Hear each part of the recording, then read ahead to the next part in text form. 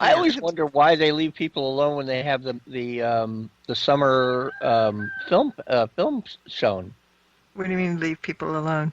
That the geese don't come up and say, Oh, "Hey, you people are picnicking in our area," well, because because that's it's the nighttime. Maybe they're locking the geese up now too for their safety. Maybe, yeah. yeah. But yeah, they for those who don't know, they did it last summer. I'm pretty sure. I don't know if they will this summer, but there's a massive mausoleum with a huge white flat wall on the outside, and it's the same cemetery where my friend got his EVP, and they show movies Yeah. from the 80s, 90s, aughts, and such, and people come like 100 or 200 people, and they'll picnic, Hmm. and it's like a tailgate party almost without having the pickups and stuff. But yeah, it's a very big thing. I've only been to it like once or twice. I wonder if they rake the area first I hope so. because, well, I mean, I would hope so because otherwise, yeah, if they put a blanket down to picnic, it's gonna be a Ew. dirty blanket when they pick it up. Oh, yeah. Well, Yeah. And anyone who just does a picnic suppose, should you know, wash it. if your hand goes off the blanket, like you're going to lean back and you put your hand on the grass, that would not be a kind thing to No. find at the other end of your hand. No. True. Yeah. All right. Oh, God. See, Definitely a good public service announcement for people who picnic in cemeteries is to watch where you put the blanket. yeah, and aren't you glad you invited me on the show? Because that I just brought it I down to a never real would have thought that. low level here, but that's all right. Yes, I would do the same on my show. That's Well, kind of like a that, public like you say, announcement. Geese are the only Canadians that don't apologize. I would say so. Okay. What we're going to do is go ahead and take a quick break. And Marla, I want you to remember you won't hear anything until I come back on. But your mic will be live. So just Yeah. either mute it or don't say anything. That's right. And I guess, let's see, who gets to take us out? I'm still connected, I think. Yeah, you're still That's connected. Jeff's job. Why don't you take us out, Mr. Jeff? Yeah, you're listening to the Paranormal View on para-x.com with your hosts Henry Foister, Ceiling Cat Barbara Duncan, and myself, Jeffrey Gould, with tonight's always wonderful guest, Marla Brooks. So stay tuned for more of the Paranormal View after the break. Whether you're listening at home, at work, or anywhere, thanks for making Para-X part of your day. Your source for everything paranormal, Para-X. Welcome back, everybody, right here to the Paranormal View on the Parax Radio Network. I want to thank everyone for being with us tonight. Those in the chat room, those listening from around the world. And tonight we have with us Barbara Duncan. Hello, everybody. And Jeffrey Gould. Hello, hello. And speaking of listeners from around the world, Barbara, where do we have listeners at?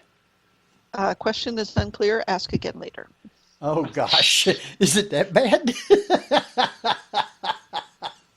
Sounds like an 8-ball, a magic 8-ball. Yeah. Yeah, at the moment because I don't have Syntoma up yet. Oh, that's what it is. Well, and we do have with us tonight as a special guest, Marla Brooks. I'm here.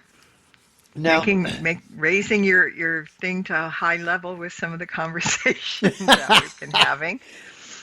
So. we have some topics that we're wanting to talk about here, and some is you got some haunted locations out there that you had posted about, swimming holes, and we're going to talk about some of those. And another question that I want to throw out so people can think on it a little bit is, with everybody having to stay home and people not out actually investigating, you might say, has anyone heard whether people has been, I guess, hearing things or seeing things in their own homes, having to stay there all the time now? I haven't heard anything about anything different. I mean, as I've said before, this house is very haunted, so we still see things all the time, but it has Really? ramped up. I don't think we've talked about that. What? About the house that you're in is haunted, so we're going to have to talk about that too. Oh, okay. Yeah. So, so I know everybody's got questions, but Barbara was the one that had posted some of this and was commenting on it. So I'm going to let her start asking you some questions. You mean about the bridge Yes. outside of Azusa, Yeah. which is one The I bridge have to never nowhere. Yeah, I have never heard of that one, and apparently you forget about it when you leave, or you Well, you lose can't go memories. anywhere. Yeah. They said you forget about it when you leave? That you lose memories if Oh, you I go didn't over hear that that part bridge. of it. Apparently, it's run by the silence. It's like a mile and a half from here. I have not been up there ever because every time I say, Jenny, Steve, come on, can we go up there? We never get up there. Ah. So, They but forget yeah, about it. I think the story was they just started to build a bridge to connect one part because this is part of the Angeles National Forest and this is San Gabriel Canyon. I mean, it's very rugged and foresty and whatever. And I guess they were trying to make, like in anything, a bridge from point A to point B. And it kind of looks really neat in its architecture, but it's not very long and it goes nowhere. So they call it the bridge leads to nowhere. And I guess people, when they go on hiking or stuff, or they just go up in the canyon, um, they visit it. But I guess they built it and then they thought, well, God, we spent all this money on it. We don't want to tear it down, even though it's useless. But it's really kind of neat. And I'm sure there are like stories about things. I mean, it wasn't built to be spooky or anything, but things start. I'll look it up in a minute and see what I can find. But it's just when I first read about it being there, I thought, ooh, this sounds really good. This got to have a spooky story behind it, or whatever. And then I read that. It was just some project that never got finished or something. So they built a road and they built a bridge. Did they build a road on the other side of the bridge? I think I'm looking at right now. I'm going to take a look at it. I think it. Oh, this is pretty. Okay, hang on. Here's a picture of it. It's an absolutely gorgeous site. I'll put it in the chat room because this is the neat thing about our new chat room. We can actually post pictures in there. Yes, we can. Oh, we But can. Huh. Yeah, but this one isn't letting me. So let me find another picture.